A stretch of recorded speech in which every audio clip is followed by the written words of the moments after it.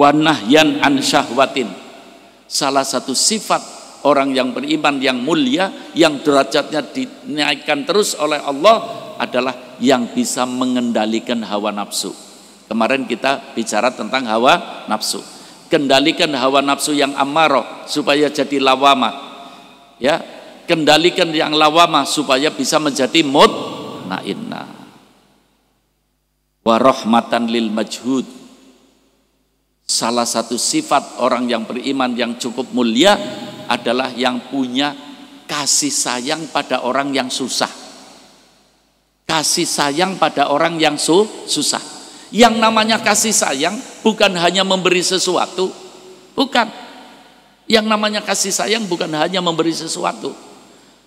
Ada orang lagi susah, kita tidak punya sesuatu yang akan kita berikan kepada dia. Datangi dia, apa yang bisa saya tolong? Barangkali tenaga saya bisa dimanfaatkan untuk menolong. Itu namanya kasih sayang. Kalau tenaga kita juga tidak dimanfaatkan, datang, hibur dia, doakan dia. Itu hati-hati, hati-hati. Walaupun ini tetangga kita, walaupun mungkin orang yang pernah musuhi kita, jangan ketika ditimpa sesuatu, lagi menghadapi sesuatu yang ya menjadi hidupnya sengsara, jangan ngomong puas, rasakan tuh.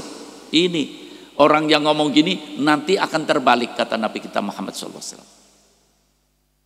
Jadi kalau ada orang yang perlu kita bantu, kita bantu. Kalau kita mampu. Kita tidak mampu, ya kita doakan.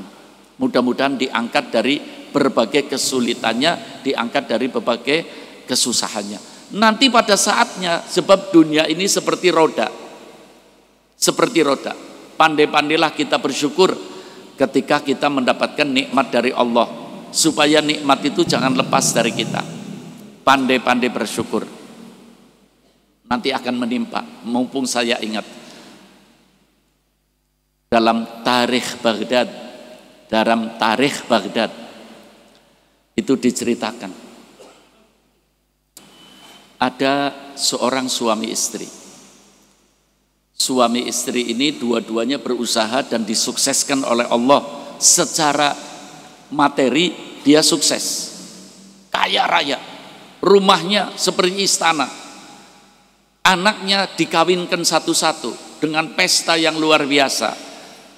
Anaknya dibangunkan rumah satu-satu di tepinya. Suaminya jahat, istrinya sakhi, rahim. Istrinya senang membantu. Istrinya punya sifat ini, rahmatan lil majhud. Iya. Satu malam, jadi ini tinggal 2 orang, anaknya sudah bisa sendiri. Ini kisah nyata.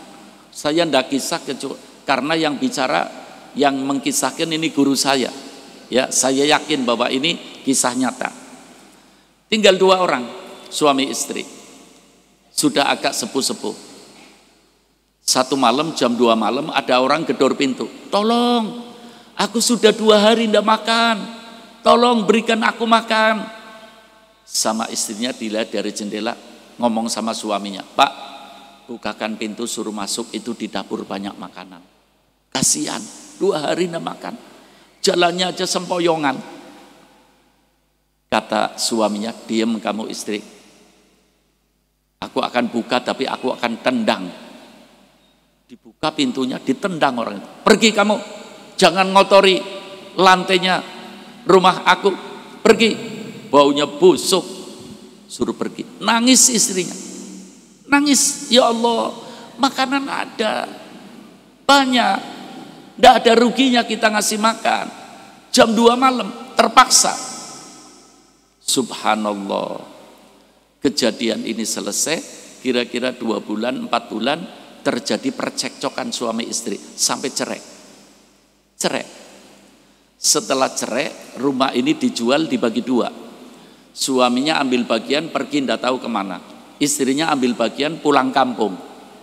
Di kampung bikin rumah mungil sama musola yang mungil. Ya, seorang janda. Kebetulan di kampung itu ada duda. Ngerti duda ya? Dudanya orang soleh. Jadi orang-orang kampung pada musyawarah, nih ada janda ya yang solehah, ketepatan ada duda yang soleh. Ayo kita rame-rame kawinkan aja. Iya, kawinkan. Hidup dengan indah, hidup dengan bahagia suami istri yang sambungan ini. Tidak begitu lama, beberapa bulan kemudian, tengah malam, jam 2 malam ada orang gedor pintu. Tolong, aku sudah 2 hari tidak makan, berikanlah aku makan. Suami sambungannya sifatnya sama dengan istri sambungannya, senang menolong orang. Suami sambungannya ngomong, istriku ayo siapkan makan, aku akan buka, aku akan masukkan orangnya. Orangnya dimasukkan sama suami sambungan itu, istrinya lagi nyiapkan makan. Setelah disiapkan makanan, istrinya melihat orang yang mau dikasih makan, baru melihat pingsan. Istri sambungannya ini pingsan. Kaget suaminya, loh ngasih makan orang kok pingsan? Sampai orang itu makan, yang minta makan dikasih makan, sampai kenyang, sampai permisi pergi. Setelah pergi, istrinya sadar dari pingsannya, dipeluk oleh suaminya. Suami sambung, kenapa istriku memberi makan kok kamu bisa pingsan? Ketahuilah suamiku. Suami sambungannya diberitahu, itu yang ngasih makan, yang aku kasih makan, ya kenapa aku pingsan? Itu mantan suamiku. Yang aku kasih makan itu mantan suamiku. Kenapa aku pingsan? Karena dia dulu waktu kaya nendang orang malam-malam minta makan.